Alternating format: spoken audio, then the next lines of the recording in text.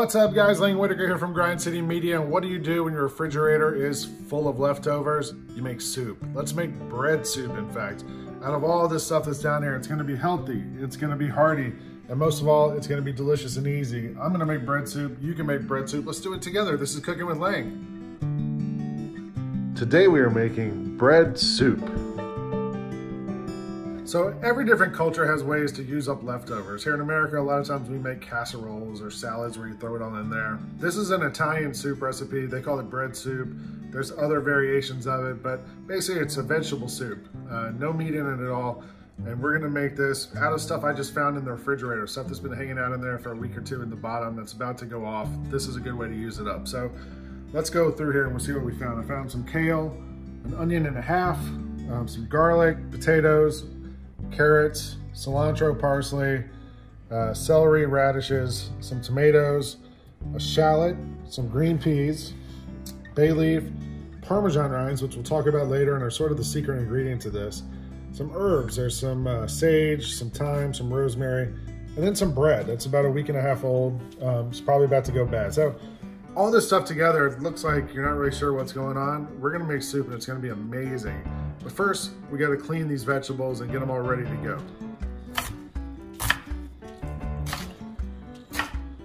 So, a couple things about this soup. I didn't give you precise measurements of anything because I don't know what you got in the back of your fridge. This is what I had in my fridge. So, if you don't have a radish, don't worry about it. If you don't have some of this stuff, just use what you got. You can have fun with this.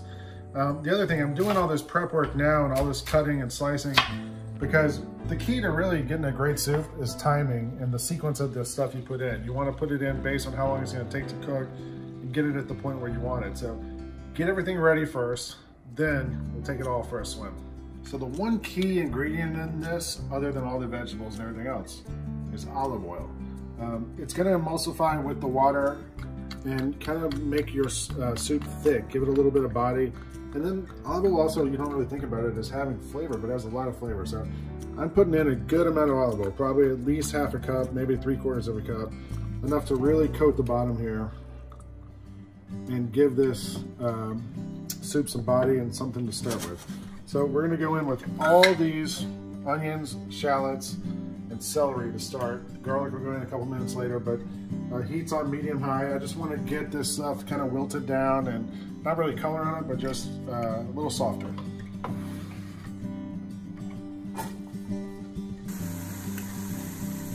Five minutes in now, next step, we're going in with carrots and garlic. And these aren't gonna really cook. Just gonna kind of get them warmed up a little bit and start adding flavors. That's what we're doing, layering flavors in the soup. If you have chicken broth or some sort of stock in the kitchen, good time to use it up now. I'm just gonna use water. This is gonna have so much flavor from all the different vegetables.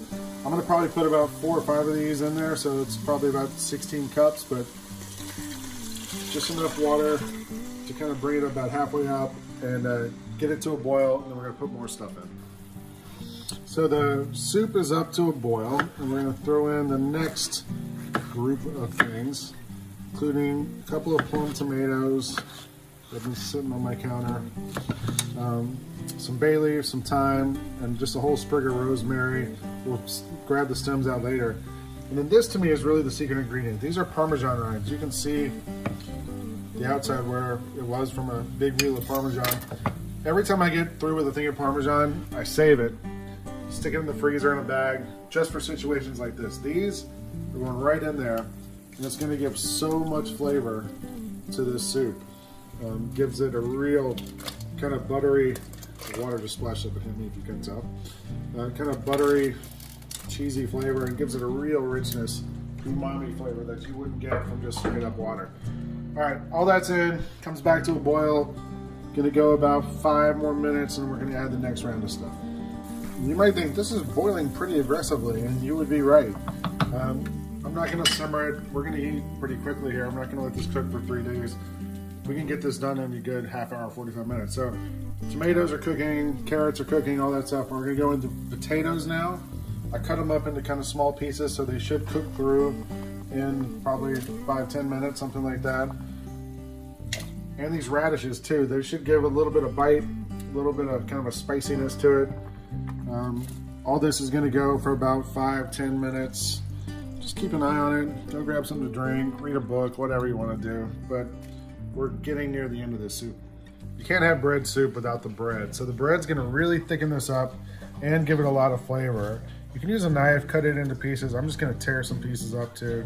Doesn't have to be perfect. It's gonna absorb a lot of that liquid and give such a nice body to the soup. So all that's torn up. That's about 7-8 slices of bread, kind of stale. You can toast it if you want to, give it more flavor.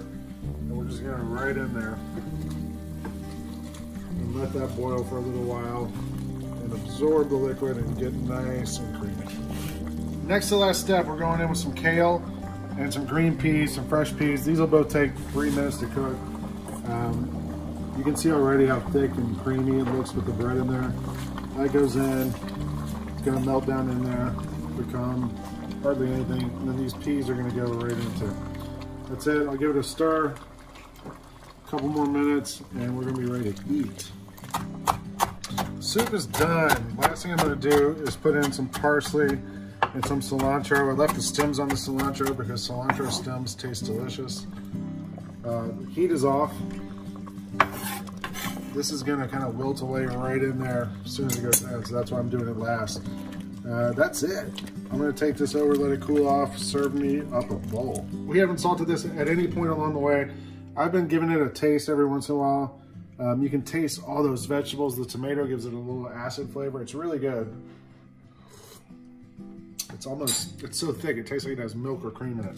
I'm gonna do about a teaspoon and a half, let's go 2 teaspoons, of some smoked sea salt. It's gonna give it a little bit of salty flavor, but also the smoky flavor. It's just gonna add to this whole thing. Now we can eat.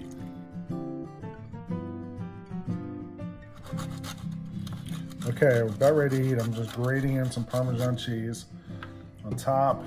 Put a little oil, olive oil, to add a little more flavor and richness. And now we're ready to go. Look at all that stuff. So let's have a bite.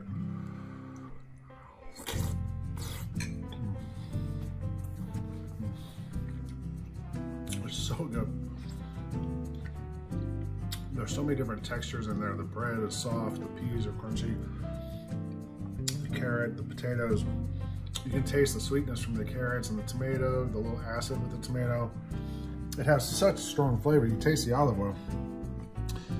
Considering we use no broth, no stock, nothing like that, only a little bit of salt and a little bit of chili flake at the beginning, this soup has so much flavor and it's so healthy. It's like going to the produce aisle and just stocking up. So we made this out of leftovers, start to finish, maybe 45 minutes. Ton of flavor, great for you, easy to do. I made it, you can do it. Let's do it together. This is Cooking with Lang.